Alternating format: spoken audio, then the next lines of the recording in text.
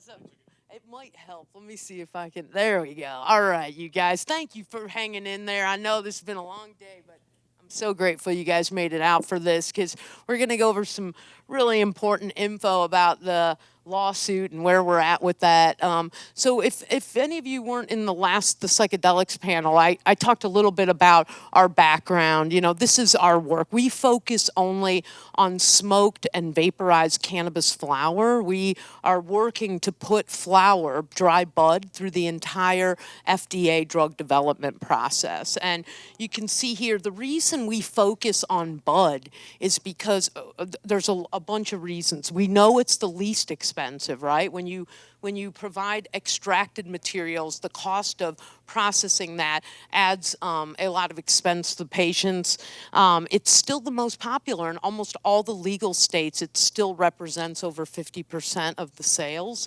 And, and the idea is that it also sets the most precedence for other botanical medicine. So that's why we're striving to put flower, you know, it'll help the FDA sort of reframe their thinking about what is medicine. Right now, they believe medicine is one molecule targeting one receptor in the human body. And we're trying to say botanical medicine can be just as powerful, but it's not that clean. It's hundreds and hundreds of molecules in a cannabis plant targeting a myriad of different receptors throughout different organs of the body. That's of huge benefit therapeutically, but it's hard for the FDA to wrap their head around because they've been into this mindset of one molecule targeting one receptor and precision dosing. So we're trying to change that. And then, of course, the big issue with why we're so focused on getting flower on the market with an FDA indication is because it will finally force health insurance companies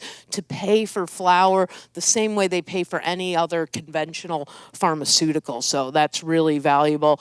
And then you can see we're probably best known for this clinical trial looking at veterans with PTSD, but we also do a myriad of other studies looking at smoked cannabis flower for treating pain, for treating opioid dependence, things like that. But this study finally completed this year, and we're in the middle of publishing the data right now. So I'm going to tell you a little bit more about where that's at. But the reason that we fought so hard for this trial was because it was the first controlled trial in the world looking at cannabis as a potential treatment for PTSD. And we know that this is crucial because we only have very limited treatments available for PTSD. There hasn't been a new approved treatment on the market for PTSD in 18 years. And we've been through a big saga with this, and we appreciate many of you have been following us through this ups and downs of trying to navigate all these absurd regulatory hurdles. We ended up getting fired by the university, which turned out to be a huge gift for us. We ended up, really capitalizing on all this media coverage to help educate the public about the insane barriers to cannabis research and the myriad ways that our U.S. government has systematically impeded cannabis research for so many decades. Through this process, we've gained tons of new friends, like all kinds of, I'd say, celebrity types like Andy Weil. Many of you know he's a Harvard-trained physician and botanist who has stepped forward. And when we got terminated from the university, he was a department chair at the University of Arizona, the head of integrative medicine, and he wrote an open letter to the media condemning his own president for doing that, and he's still, really supportive. John Oliver, we had all kinds of folks kind of come out of the woodwork and tried it because they saw that this was an attack on scientific freedom, and what's happening is universities are still running scared from this work, and so we ended up in our own private institute, right? And this is probably the best way to do cannabis research in the U.S. It's much less bureaucratic because you don't have to deal with university getting 8 signatures for every move you make and things like. But I wanted to emphasize that it's possible to do this work outside of a university or a hospital. You don't have to be, because we have a private IRB system, a private ethics committee in the U.S., so we can go through that. So after 7 years of struggle with the government, we finally got our DEA Schedule 1 license, which scientists call this the golden ticket because it allows you the privilege of purchasing cannabis from our federal government. And, you know, as soon as we received this, I immediately moved to order the 8 kilos of cannabis that was required for our study. And I'm thinking, surely this is going to arrive by armored truck or something. But no, there's the FedEx guy. He has no idea he's even transporting cannabis. He's like, what? What's all the cameras here for? But I was, you know, this was a very historic day for us after waiting so long. And then to open this cooler, this is basically a cooler of frozen yeah, exactly. That's been, you know, sitting in the lockers of the Research Triangle for years.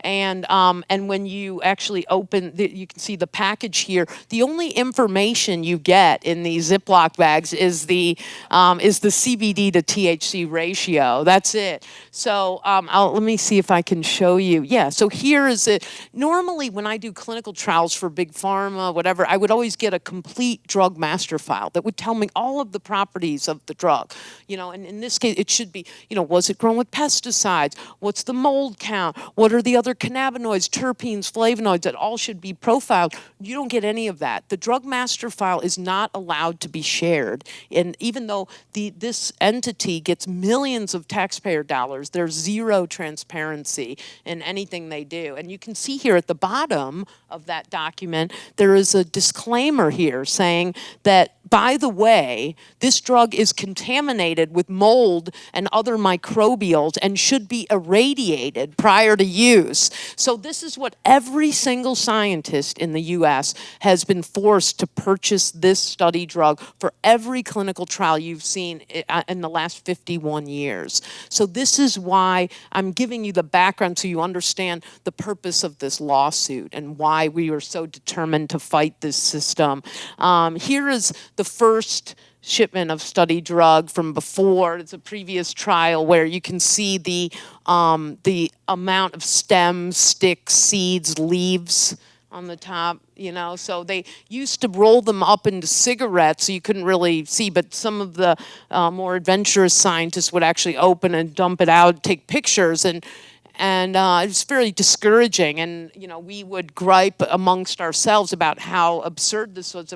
So what happened was, with all the criticism, the government got mad and said, okay, we're just going to pulverize it into a powder now. So you can't even really discern what's in it anymore. But the bottom line is, this is not just the flower, right? What we want to study as scientists is the flowering tops of the plant that hold the highest density of cannabinoids and terpenes and other molecules.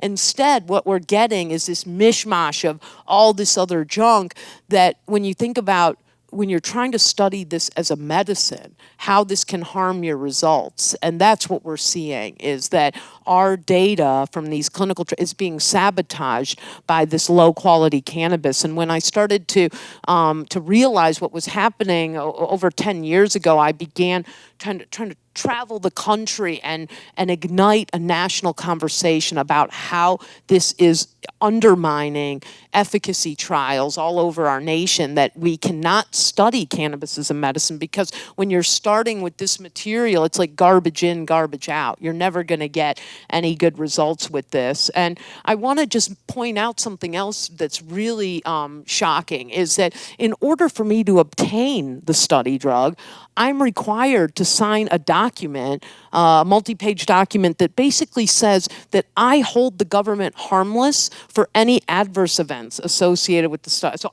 this is a document saying I accept full liability for any bad outcomes that occur as a result of the drug that they've made for us. And there's no way that you can get the study drug if you don't sign this document. It says, you know, the U.S. government is held harmless. And so after you sign this document, only then do you get the drug with the disclaimer about the fact that it's contaminated with mold and microbial automobiles. But I want to just show you that you can see there on FDA.gov, you'll see what the FDA defines as GMP, criteria good manufacturing practice. And you can see right there, they talk about the fact that the drug should be free from mold. But yet the FDA is the one who releases the study drug to me and other scientists. So you can see here, you see that $68 million, right? So think about, these are your taxpayer dollars. This is the RFP that they put out every 5 years, inviting applicants who want to grow cannabis for research. But what they don't tell you is that you're not allowed to apply because the government is enforcing a monopoly at University of Mississippi. So a lot of people have wasted time applying thinking they might have a shot at this money. It's not available to anyone else except them. And that's the thing that we're trying to challenge in the lawsuit. So we were the first scientists to ever do secondary independent testing on this federal government cannabis from University of Mississippi. Nobody else had done this because it's so hard. You've got to be able to ship this to a lab that has a DEA Schedule I license, and the DEA won't tell you who has them. It's a secret. So suddenly I spent months cold calling labs all around the country to find somebody that would be able to test this through the proper chain of command.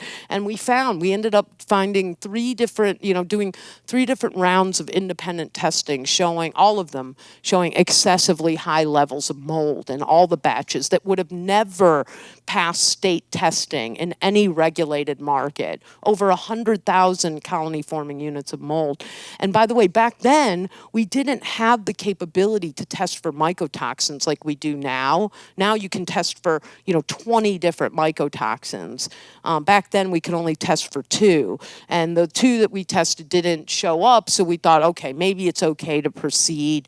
The FDA was saying, hey, it's a smoking study anyway. The veterans will combust the mold spores and it shouldn't be harmful. How do you know that? I mean, who can really definitively answer that? So here I am as a physician. How do I knowingly hand out moldy weed to our revered military veterans? It's just really depressing, the whole situation. But, we moved forward. We put a disclaimer into the informed consent document. All the vets read the quality of the cannabis, the contaminants that were in it. And the veterans wanted to proceed because they're dedicated to finding new treatments for their fellow vets, and they wanted to participate in spite of that. So you can see here, that is the 80th veteran enrolled in the study. We completed the trial this year. It took us 10 years to finish this. Can you believe? That's what it takes to do a clinical trial looking at cannabis as a medicine in the US. If you want to study cannabis as a harmful addictive drug, then you have no problems. You get green lighted, the whole fast track through all the government money you want. But if you dare say you want to study cannabis as a medicine, that's what you're going to deal with is this regulatory pathway. So we wonder, why does it take 10 years? You can see every one of these boxes represents different agencies that we had to appeal to, sometimes over and over again, because you get rejected initially and you have to answer all their laundry list of criticisms. So when you talk to electeds and you say, it's hard to do cannabis research in the U.S. now, this schematic can show you, why it is so burdensome, all the layers and layers of government red tape involved in this. So let's jump back to what the purpose of the lawsuit.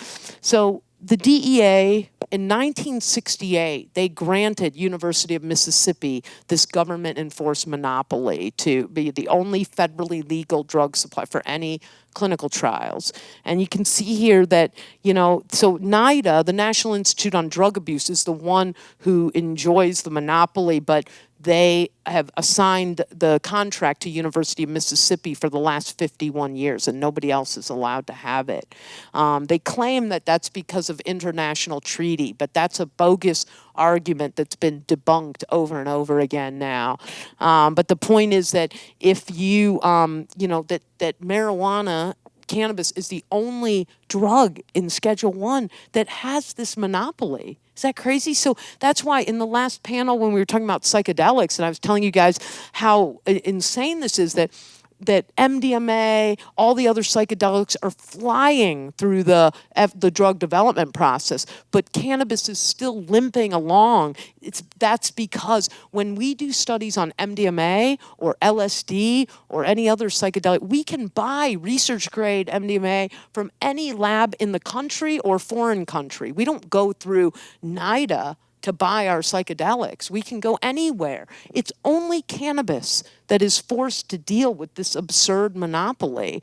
And so that's why it's so important to dismantle this. And so here you can see now that we've finished this, the PTSD study, we're on to our next trial, right? We're looking at late stage cancer patients, and we're going to be using smoked cannabis flower to treat the quality of life issues around their, their advanced cancer and their chemo and things like that.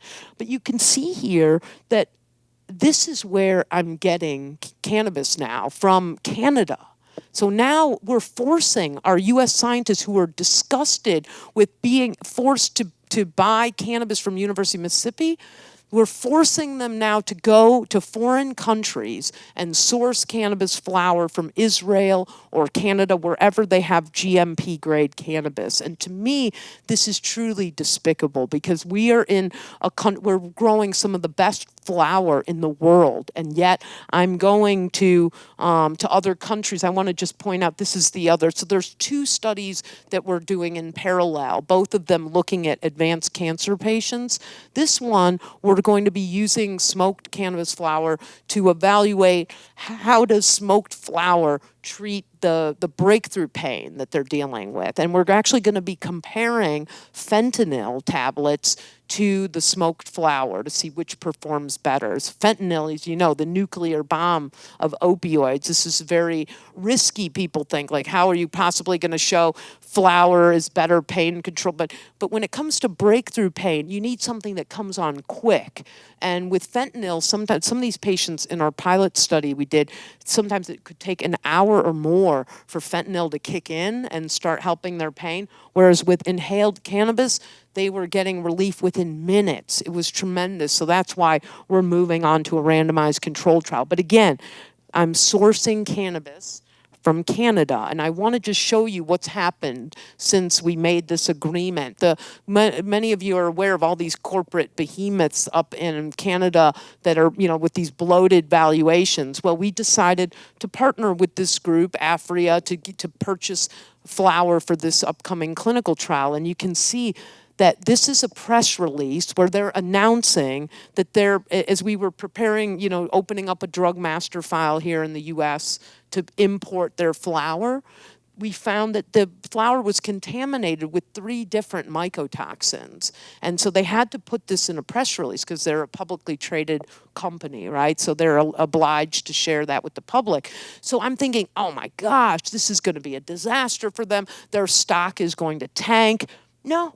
Didn't even affect the stock, because the truth is that nobody cares up there when it comes to making good medicine for patients. That's what I want to point out, is that these guys care about the markets.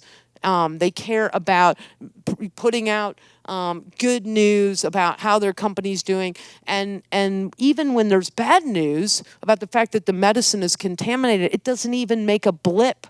Their stock price wasn't affected at all, which shows you that we've lost sight. These big companies don't care about patients and making medicine anymore. So this is why ending the monopoly in the U.S. is so essential, because we cannot rely on foreign companies to make medicine for us. We can't allow them to be the only supplier. So here you can see, we got this great news back in 2016, right, where everybody was jumping for joy that the DEA is announcing in 2016 that we're finally going to end the monopoly and license other growers for research, right? So I was very skeptical, but I said, okay, we're going to jump in here. So we, along with many other people, put in an application. But you can see that the applications have gone nowhere. In over 3 years, the DEA has not moved forward 1 inch in approving a single other grower for research. So that is why we have decided to initiate this litigation in the DC Circuit Court. And you know that there's a lot of people who sue the government. A lot of them are not very, mentally stable, and, they usually get dismissed right away. But the fact is that this suit is actually getting traction. You can see here the panel of judges in the DC Circuit Court has ordered the DEA to respond to our petition. This is a huge win. It's a good start. It's a good start, and it was all because I found this unbelievable team of attorneys that have no relationship to cannabis. These are guys who heard me speak, just randomly came into my lecture at South by Southwest, and they said, wow, this is atrocious that, the way the U.S. government is suppressing research like this. So they took the case pro bono, which is the only way you can win this, right? Because otherwise the government can just wait you out. They've got unlimited legal resources, so they can just draw this out for you. And I could just hemorrhage money paying legal bills for years and years. But I don't have that problem. I haven't paid a single legal bill because these guys are kicking butt for all of us, for the patients, for the industry. They're trying to fix this. So you can see that the court orders the DEA to respond.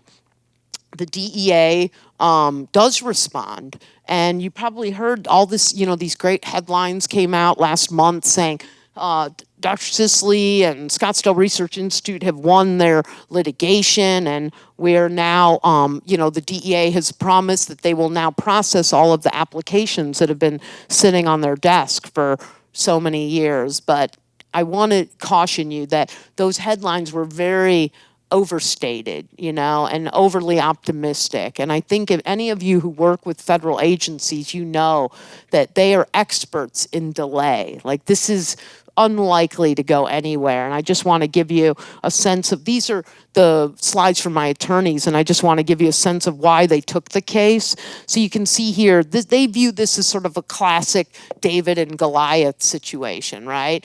We're like the little tiny researchers trying to just do our job. We're trying to uncover new treatments for pain and PTSD. The government continues to stonewall this. So they agreed to take the case. They sign the letter. They go forward and start, you can see the relief requested. We're asking the DEA to process the 33 applications that have been sitting on their desk for 3 years. And you can see this is what we talked about, that we only have the one supply at University of Mississippi. The pictures speak for themselves, pathetic. This is, by the way, it was funny because the DEA keeps cautioning me not to let anyone know where our laboratory is because we might get broken into. I'm like, I'm pretty sure this has no street value. I can't imagine anybody trying to get in there. But you can see, so we applied about 3 years ago, not heard a thing from them. So here we are in the process of this is a good schematic that shows. So they received the application from me and 32 others. They processed my credit card, right? The $3,300 application fee, but didn't process the app. So it's just sitting there.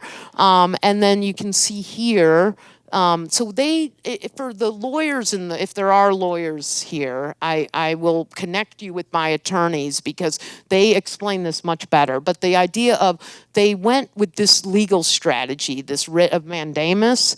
They say it's reserved for extraordinary situations. So you don't see this very often, but they felt that this met the criteria for extraordinary, because this is such a long battle with our government to allow research to proceed.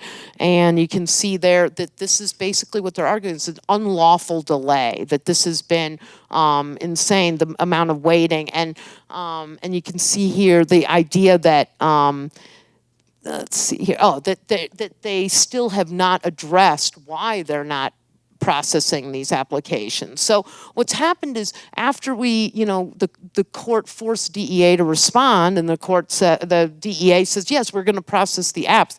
So now we've jumped only one step, really, right? We've gotten to this point where all of the applicants have been noticed.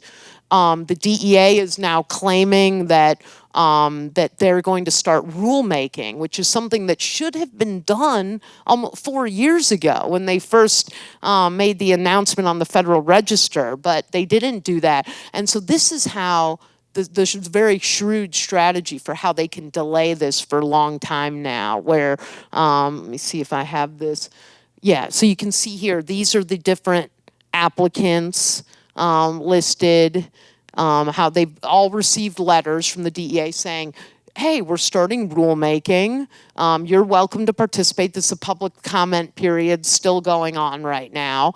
But the issue is that that the DEA purposely puts out this notice and media jumps on it and says, look, we've won. The DEA is now going to do what the petition requested. But in fact, they could kick this can down the road for years. I mean, anybody who's dealt with the rulemaking process at the state level, we all know that that process alone could go on for years. And even when there are statutory guidelines for dates that they need to make, it doesn't matter. They can ignore those dates and continue to delay this for forever. So here's an example of one of the letters. We keep getting these trivial letters from the DEA period to show us that they're doing something, but in reality, these are all just pathetic pathetic communications that don't have any meaning. And so what I fear is, you can see here, we have a new ally in Scott Gottlieb. Many of you remember he was our former FDA director. So he just put out this this op-ed, and it went on the Associated Press, so it went on the Wire and went to thousands of papers. But this is a really powerful statement from Scott about the need to end the monopoly. So he basically endorsed the importance of our litigation, and so we're hoping to bring him onto our legal team and see if he'll help us continue advocating, because now it's all about public pressure. We've got to keep the DEA's feet to the fire, because otherwise, I don't know. And to me, this is what it's all about here, is this, many of you saw this National Academy of Science report, remember, came out a couple years ago. And everybody was hailing this as a victory for the cannabis movement, because basically this international committee of scientists, they took 10,000 cannabis articles and they ranked them in terms of scientific credibility. And what they found was that they felt there was strong scientific evidence to support cannabis as a medicine in 3 areas only: for treating chronic pain, for treating the spasticity associated with multiple sclerosis, and for treating nausea and vomiting. Sorry, buddy, sorry. For treating, I know, he's like, I'm out of here. That's it. Sorry, bud. So, and for treating nausea and vomiting. So I think we all know that cannabis has such a myriad of other therapeutic benefits besides pain, nausea, vomiting, spasticity. We've heard, we have mountains of anecdotal evidence from patients saying they've had transformative experience, but we've not been able to replicate this in clinical trials. And that's why reports like this end up making these types of conclusions, and so I would argue with you that the reason the data on cannabis is so anemic is because the study drug that all of these trials have been forced to work with is so suboptimal. It's so disappointing that it's not performing, we're not able to demonstrate efficacy. And so what I fear is, if we don't end this monopoly immediately, that we're never going to be able to change this dynamic. And by the way, the data that got pain added in this report, this NAS report, the data was mostly from Sativex studies. Remember, Sativex's the product from GW Pharma that was the 1-to-1 ratio of THC to CBD. That was what performed well. Not the study drug from NIDA, from Mississippi. It's the Sativex that did well enough that it got chronic pain added. And similarly with these other indications, like, so that's why I want to impress upon you how essential. Let me see if I have one more slide. So the call to action here is we've asked the court to hold on to the litigation, right? Because the DEA is obviously, they've noticed the applicants and they're saying, we're done. Your lawsuit is now moot. And my attorneys are saying, oh no, it's far from that. Like, until we see some real action from the tangible steps being taken, we're going to ask the court to hold that litigation in, I forget the term, in abeyance, or so, to hold it and keep it active so that the DEA can't just dismiss this. But in the meantime, we're trying to collect support from all these other entities. So we're looking at elected officials at the federal level, Congress, U.S. Senate, or the governors. So if any of you have the ability, like the National Governors Association, we've written them several letters asking if they would support that. It's not in the, it doesn't have to take a form of an amicus brief now. We're too late for amicus briefs. They've already been submitted, the deadline's passed. But now they can just write letters of support and put them, but we're in a very tight timeline now because the DEA, the open call for comments is over on October 28th. And we are preparing a formal response, but we need, if any of you can get letters from your governors, asking them, every state governor is a member of the NGA, and we're trying to get this huge entity, this national entity, to endorse the litigation. And we're hoping that we can, get some traction with the leadership, by the way, of the National Governors Association is Governor Hogan from Maryland. So if any of you are from Maryland and if you have any connections at that level, we really need to reach him. And I have the letter in my phone, so I can, if you come up after, I can forward you this letter to the NGA with the petition and all the other supplementary, and you can feel free to send it wherever you think it might be beneficial. But that's my call to action. I know a lot of you are probably thinking, how can I help? This is the best way to help, is by getting the governors engaged in this. And I just want to finish by giving a shout out to these generous souls, these two young attorneys who took this case on. They're one of the few that had the federal litigation experience to tackle this in a very superb way. Other lawyers around the country read their petitions and said these were extraordinarily well done, and that's why the DC Circuit Court is responding so favorably, because we had a really talented team that isn't getting paid a dime. So if you're ever in Houston and you want to say hi to them, let me know, because I'm sure they'd appreciate a thanks. And I think that's it. That's another study we're doing. Leave it on the penis slide here, and that's. But anyway, thank you all very much. I appreciate that. I don't know if we have time for questions. I know we've kept you all day, so I don't want to leave. But I'm going to be here for for a long time. So feel free to just come on up. And wait, you want? Yeah. Oh, sure. Oh yeah, let's. Oh yeah. Oh, which one was that?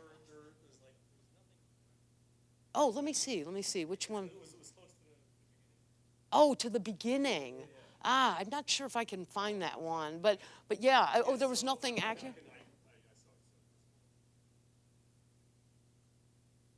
Yes.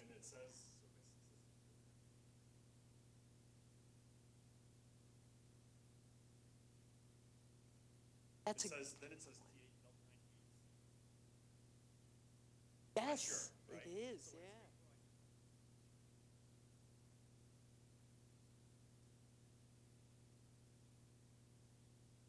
The article, is that what that was? It was the late. Oh, I see.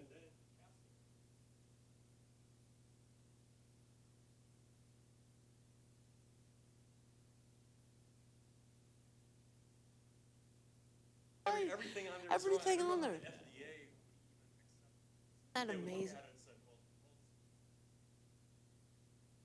am amazed by that too. He's pointing out how absurd the labeling on there was so inaccurate, and we're still trying to understand how they've continually gotten away with this for 50 years. I think it's just an apathy. This is the problem with monopolies, is that they breed apathy because there's no competition for them, so they don't have to perform better, you know?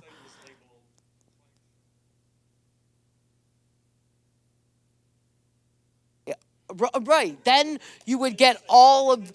Exactly. Well, there have been many. If any of you've read Donald Abrams' studies, that's exactly what he did. He would back into an efficacy study by claiming we were looking at harmful effects, and suddenly he would discover, oh, look, it's actually benefiting people, and then he would report on that because he knew he was so smart, and he realized that that was the only way to get government funding. No, exactly. That's the issue for us, is we can't continually do that safety studies because we're actually trying to do drug development research and put through all the different phases of the FDA.